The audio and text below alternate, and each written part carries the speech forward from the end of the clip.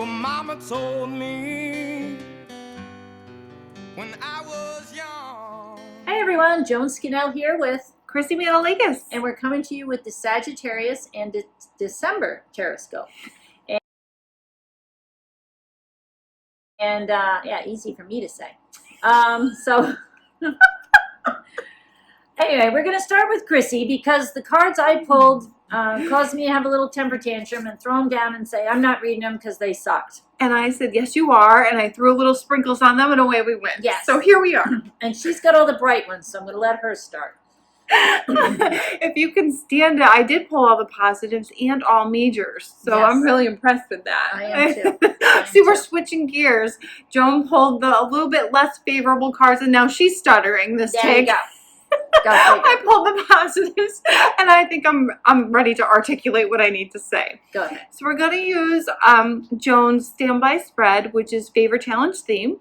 So to start in the favor spot, I pulled the Fool card, which is all about brand new beginnings. And I pulled Death, which is all about endings. So it's really a matter of perspective. Right. Are you going to look at these endings as something of a challenge, or are you going to look at them as a brand new beginning and opportunity? Yes. And on top of that, we are just coming off of a Mercury retrograde, which in Scorpio, and Scorpio rules the Death card. So it does suggest this change has been a long time coming. This ending has been a long time coming. We've been thinking about making it for a while. I don't think we've been acting too much on it, but I just think we've been just thinking about it.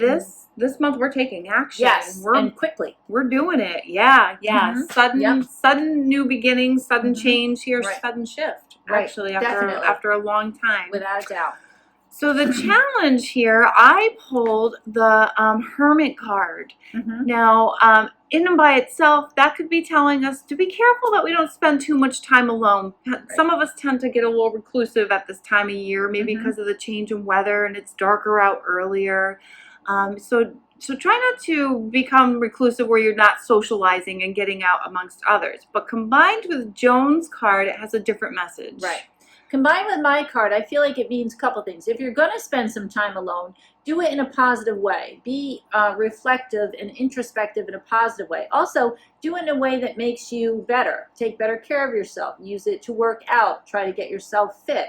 I do think, though, there is a subtle message here between the Death card and this Nine of Pentacles, because there's a reflection on what really matters in my life. I'm making changes, or we're going to say I'm making changes to work. I'm making changes to finance. I think that we're going to be making shifts that are going to bring more quality to our life. What is important?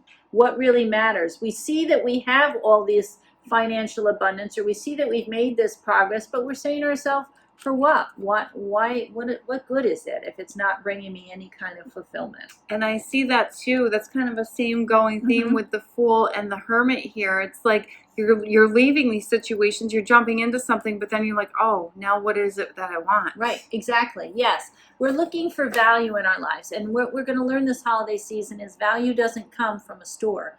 Value comes from our connection to others. Value comes from our fulfillment that we feel internally and with what we have around us. Yeah, I think we're going to be doing a lot of time thinking about like our spiritual sides. We're going to be fostering that other side of us instead of looking at the material side of the holidays and of life in general. I think we're going to be spending a lot of time in looking for our true authentic selves and what really drives us or fuels our passions and our souls. And I think if we look at these two cards together, they're both nines. It's lessons about what's really important. So I think we're doing some analysis about our finances and our budgeting, so we may tighten our belt a little bit, especially if we're scaling back from work. But in addition, if we look at it this way, I think we're turning our back on the materialism. We're looking for something that's a little bit more important. Deeper. Yes, and when it comes in terms of gifts this holiday season, we are going to go more for spiritual rather than material. We're going to look for the gifts that actually have more meaning rather than more cost. Yeah, I'm looking at that 9 and it's just showing me like I feel like she's like, oh, look at all these things I got, but look how alone she is and what is it? Yeah, exactly. So that brings us to our theme. Now, ironically, I did this with Scorpio time. I dropped the Death card. This time I actually pulled the Temperance card in the theme position, and that card actually is reflective of Sagittarius time. Temperance is many things, but she is about finding balance and harmony in your life. She's healing, and it's maybe about making some compromises too. And that's interesting because if we look at this, the card I pulled is the Ten of Wands. Ten of Wands is definitely a challenge card, but it's a card, in my opinion, that says two things. One, it's about handling our responsibilities and our burdens, but it's also about perseverance. And I feel like in this case, it's saying don't necessarily do it by yourself. Ask for help. Know when to, Don't give up. Right. Don't give up, but at the same time, ask yourself, is there something that I can drop? Is there something I don't need to be doing? Or is there help that's available to me? Are there people around me that are willing to share the burden with me? I do feel it suggests that there might be people coming into our lives, or maybe there's people that are already there that will be coming to the rescue here to help alleviate some of these burdens or some of the stress that we might be experiencing. Because I feel like our focus during the Sagittarius time and as we head into the holiday season is about connection to others. So I think our relationships, we're going to be working hard to protect our relationships. We're going to be working hard to strengthen our relationships. We're going to be giving them attention. We're going to be saying to ourselves, you know what, all this financial abundance is nice, but it isn't necessarily, you know, keeping me warm at night. It isn't necessarily giving me emotional fulfillment. So I think our focus is going to be on our connection with our friends, our connection with our family members, connection with our intimates, just connection in the sense of we want to feel like there's a sense of collaboration between us, that we're moving together in the same kind of direction. Oh my gosh, and that makes sense with when you were suggesting changes with work too. I think maybe because some of us work so much, so many hours, we're just going to decide, you know what, is it worth it? Is it worth me working all these hours to bring home a couple extra bucks at the expense of our connections with others? And that might be where we're drawing a line in the sand at this point. You're not buying love, you're building love is what you're doing. Whoa, damn, you could write a song, girl. There you go. A country song. No, it's about So to recap, basically, we're making changes. And again, are you looking at these changes as endings in a negative way, or are you looking at them as opportunities in a positive way? Yes, I love the yellow of the fool there. Yes, definitely. So, positive.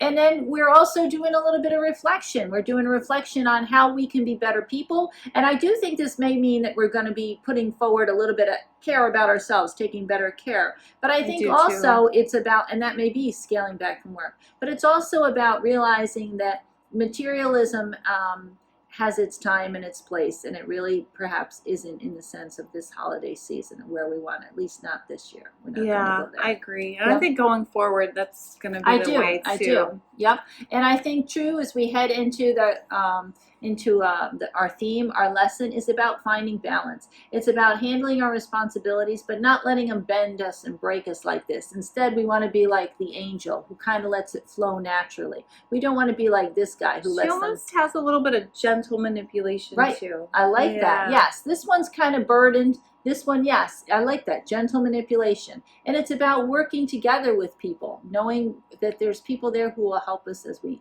move along on our path. Woo! Oh, I think we need to end here. Okay, I agree. So that's it. That's your message for Sagittarius in December.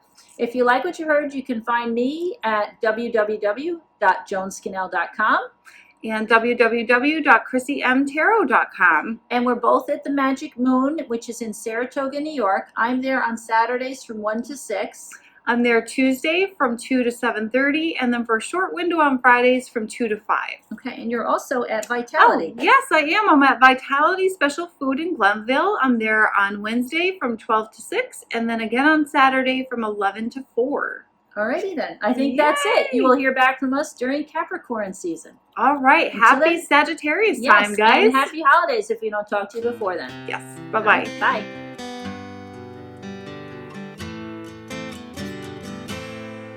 Well, Mama told me when I